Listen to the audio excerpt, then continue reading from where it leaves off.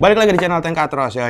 Di episode kali ini Katros kedapatan project di mana motor ini sama sekali belum pernah kita kerjain sebelumnya, cuy. Ini benar-benar motor baru dan project motor yang pertama kali dipegang sama Katros. Oke, jadi klien Katros kali ini bernama Pak Ajar dari Bandung, cuy. Nah, Pak Ajar ini punya sebuah motor listrik.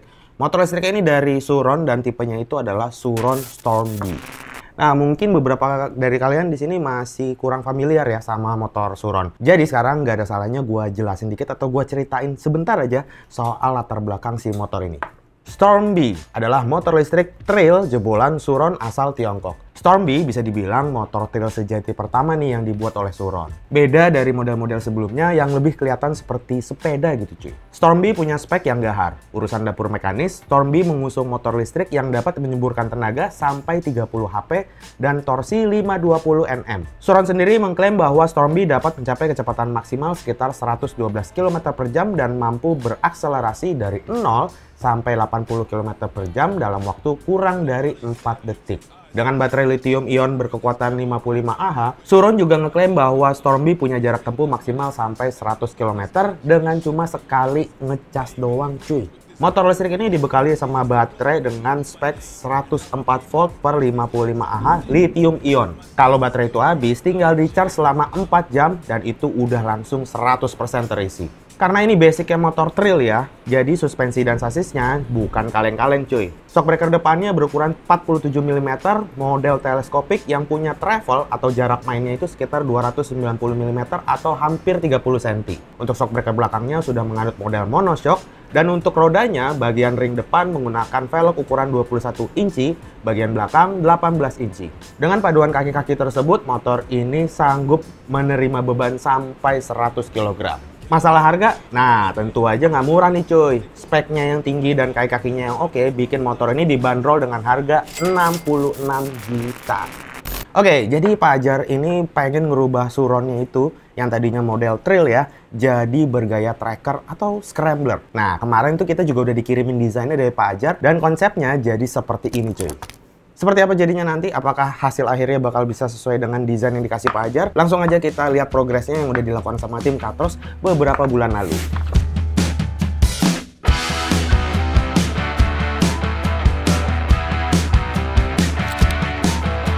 Oke, bagian pertama kita mulai dari ngegarap bagian kaki-kakinya dulu nih cuy. Di bagian kaki di sini udah pasti bagian lingkar rodanya kita ganti cuy. Pelek depan atau ban depan yang aslinya itu ring 21 kita ganti jadi pakai ring 19. Nah, untuk bannya juga kita pilih yang ukurannya lebih tebal dan lebih lebar, itu pakai tipe ban dual purpose. Selain rodanya, bagian swing arm belakang itu juga kita ganti ya, karena emang kita pengen ganti mode suspensi yang belakangnya. Aslinya monoshock, kita ganti jadi tipe dual shock supaya kelihatan klasiknya itu dapat sesuai dengan konsep yang dibikin sama ownernya. Kaki-kakinya beres, sekarang kita masuk ke step selanjutnya yaitu pengerjaan bodywork. Nah, khusus untuk bodywork ini gua bagi menjadi 4 bagian. Bagian pertama adalah bagian sasisnya.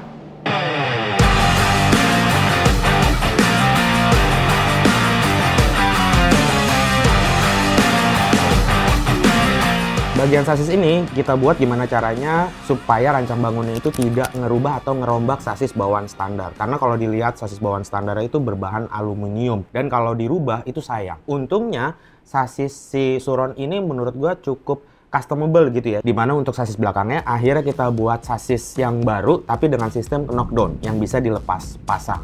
Bagian kedua, tangki.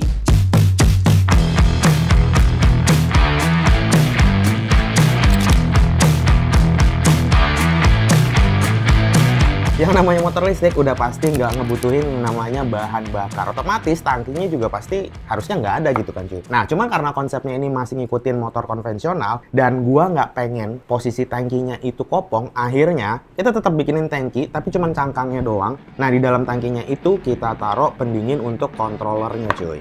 Bagian yang ketiga yaitu bodi samping.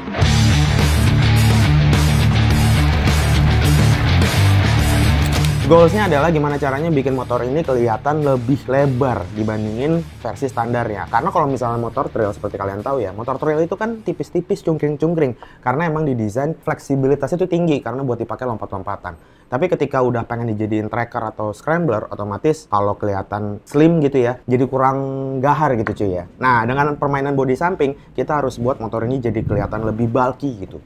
Dan yang terakhir adalah bagian spakbornya. Sebenarnya sih simple ya, bentuknya juga nggak macam-macam. Cuma karena memang motor ini tujuannya untuk dipakai harian, otomatis bagian spakbor itu cukup penting supaya kalau dipakai hujan-hujanan nggak nyiprat.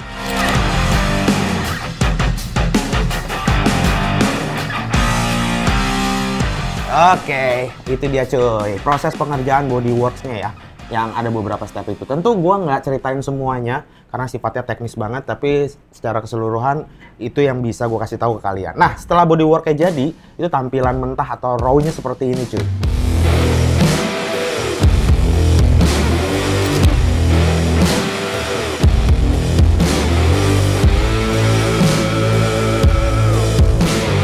Dari sini bagian body dan sasis yang udah kita kerjain itu ditrondolin lagi semua. Kenapa? Karena kita mau masuk ke proses pengecatan.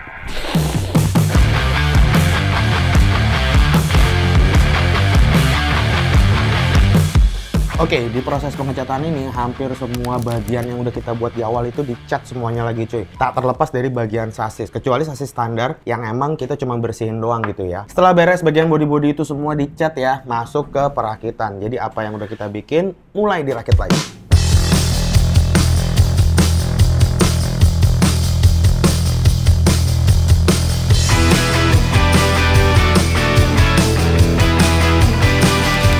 Proses perakitan sendiri sebenarnya berjalan itu cukup lama ya, hampir beberapa minggu gitu. Karena memang ada beberapa parts lainnya yang belum sempat kita bikinin dan kita kejarin di saat proses perakitan ini. Nah, sayangnya setelah gua ngelihat proses perakitan ini berjalan, ada beberapa bagian yang perlu direvisi. Kurang serk gitu cuy menurut gua.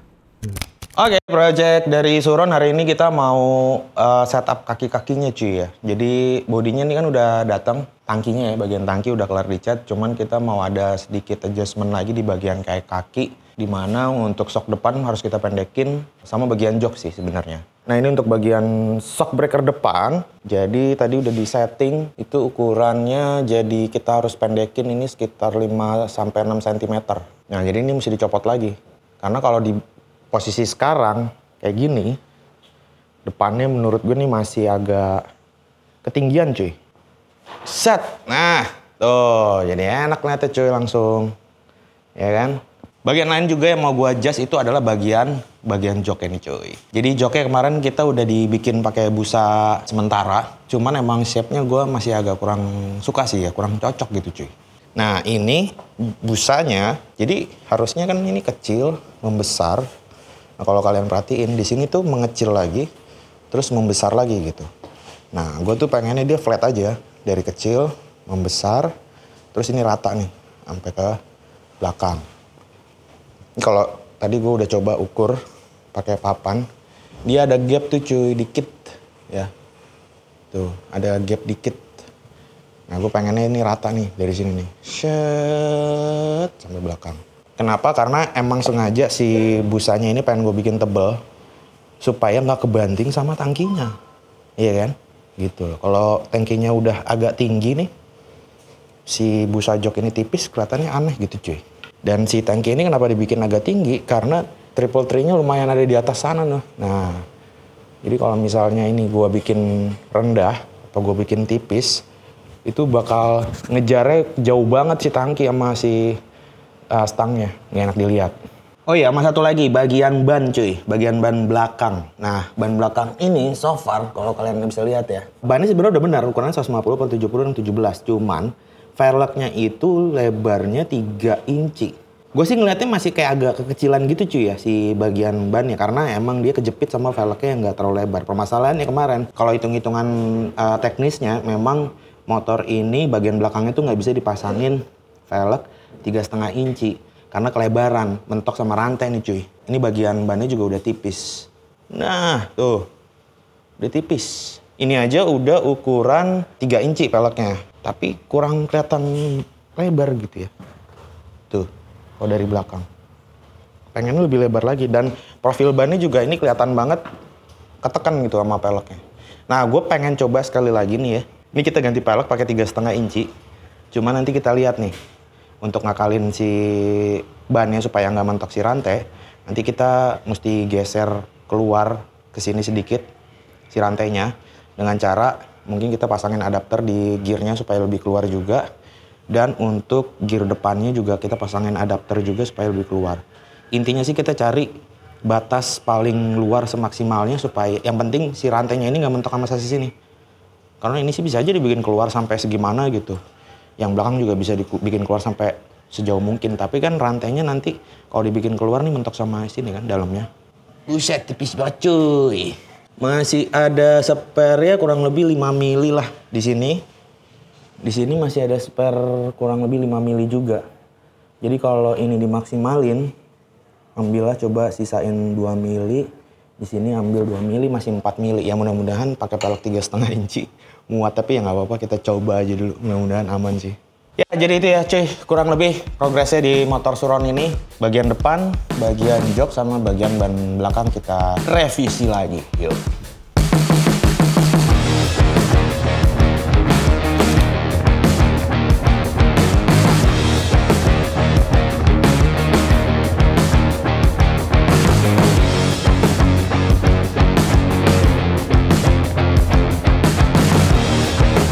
Ya, akhirnya beberapa part yang kemarin menurut gue kurang seret udah diberesin sama tim Katros, dan menurut gue hasilnya beneran cukup bikin motor ini jadi sesuai dengan harapan gue gitu loh. Ban belakangnya yang tadinya ganti velg jadi kelihatan lebih lebar gitu kan. Bagian joknya juga kelihatan lebih proper lah kalau menurut gue. Oke, jadi itulah progres yang dilakukan oleh tim Katros beberapa bulan lalu di motor Suron ini. Langsung aja seperti apa hasil akhirnya kita lihat. Ini dia Suron. Namanya apa tadi? Ini dia Suron Storm B Custom by Katros Garage. Ya.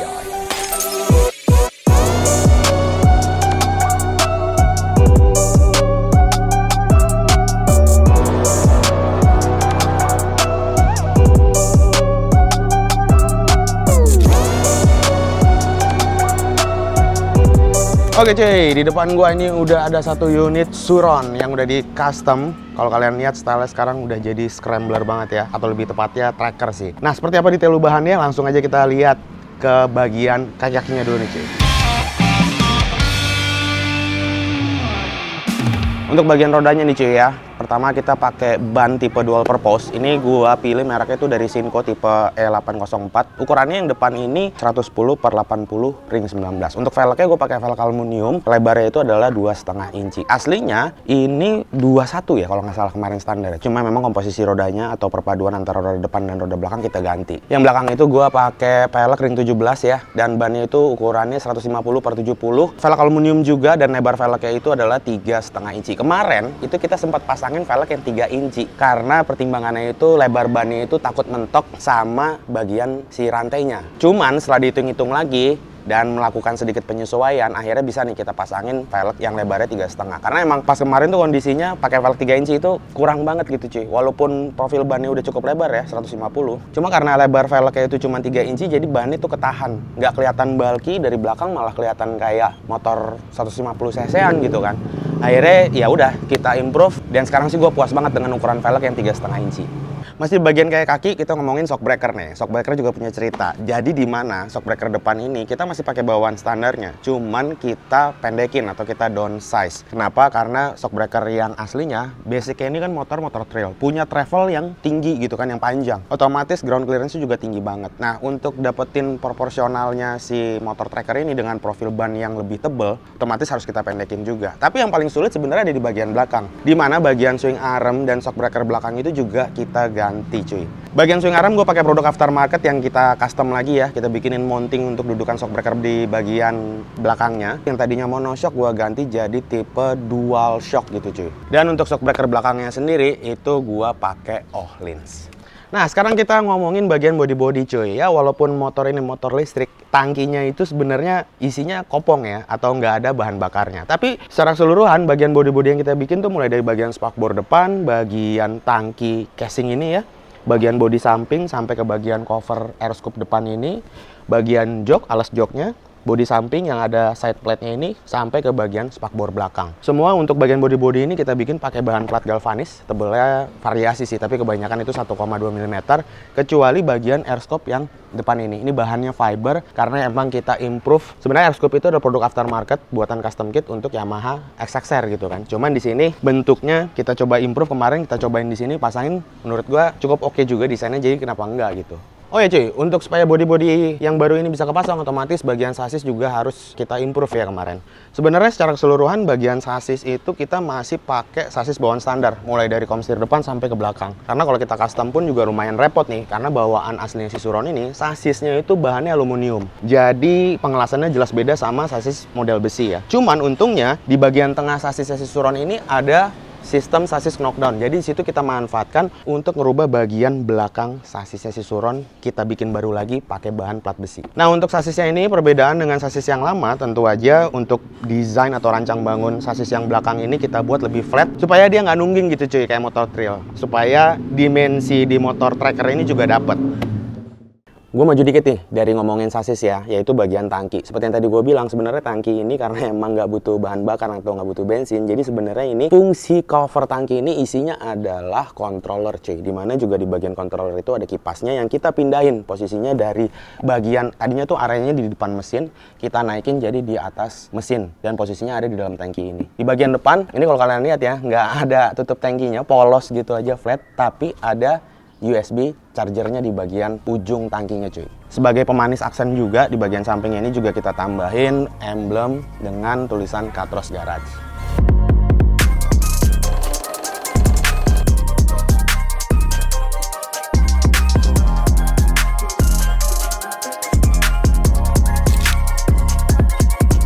Nah, ngomongin lampu-lampu nih cuy ya. Sebenarnya kalau kita ngomongin lampu depan itu gua masih pakai lampu bawaan Sisuron cuy. Karena emang dia lampu depan itu kayak ciri khasnya motor trail banget ya. Ada covernya gitu, bahannya juga plastik. Itu emang request dari customernya, pengen mempertahankan lampu depan standarnya. Cuman untuk lampu sen depan itu gua ganti pakai produk aftermarket yang ukurannya kecil dan kita pasangin bracket di bagian sektor setangnya. Lampu sen belakang modelnya beda nih cuy sama yang lampu sen depan, posisinya ada di bagian sasis belakang, dan lampu belakang yang dimensi juga kita bikin kecil dan bulat gitu cuy ya, biar kesan retro untuk si motor tracker ini juga dapat.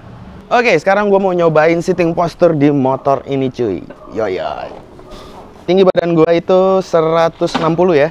Set keras banget nih standarnya, standar samping. Nah, jinjit gue coy. Padahal ini motor udah dipendekin loh shock breaker depannya. Cuman ya karena profil bannya sekarang juga jadinya ikutan tebel, jadinya ya nggak terlalu ngefek, jadi rendah juga gitu loh, tetap tinggi motornya. Ya dengan tinggi badan gue 160, jinjit banget.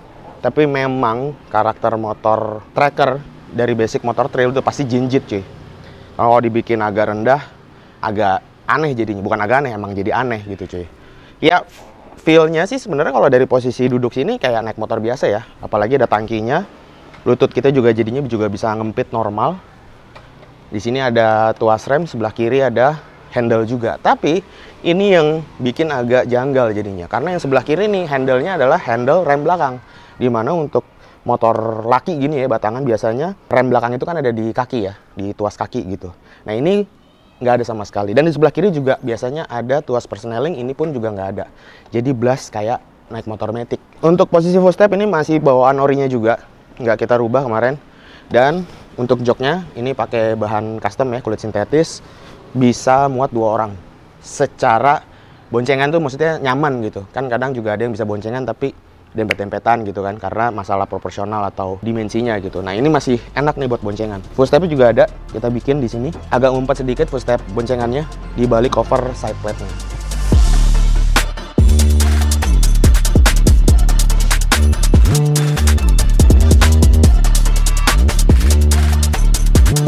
Oke, terakhir gue ngomongin desain warna keseluruhan nih cuy ya. Dari awal gue mulai project ini, sebenarnya untuk desain motornya sampai ke desain warnanya itu dibuat sendiri sama ownernya. Jadi kalau untuk masalah desain, ini ownernya kemarin udah ngirim gambar dan memang kita sempat recheck juga ya, dimana untuk masalah teknik ternyata gambar yang dikirim sama ownernya itu memang beneran bisa diterapin. Karena beberapa customer juga kerap ngirim gambar desain, tapi secara teknis nggak bisa diterapin dan akhirnya harus kita bikin ulang lagi desainnya. Tapi yang khusus untuk motor ini tuh beneran bisa diterapin, dan warnanya itu juga udah di request langsung, dibikin langsung sama ownernya. Kalau kalian lihat ini ada beberapa paduan warna, mulai dari warna silver di bagian spakbor depan, tankinya sendiri ada 4 warna ya, yang dominan warna orange, abu-abu tua, list putih, dan sedikit warna gold, sampai pindah ke bagian side plate-nya juga. Side plate yang di sini ada angka 99, request dari ownernya, dan ada tulisannya Cak Ajar, yayay. Di bagian belakang, spakbor belakangnya warnanya silver juga, ngikutin bagian spakbor depan. Ya kalau di motor custom, biasanya sesi review itu gue tutup dengan nyalain motornya, kita dengerin suara knalpot ya. Tapi karena ini motor listrik, sebenarnya motor listrik ini tuh ada suaranya, walaupun kecil ya. Karena ini juga ada rantainya, jadi ada suara kayak yang cukup unik gitu menurut gue. Kalian mesti dengerin, ini dia suaranya.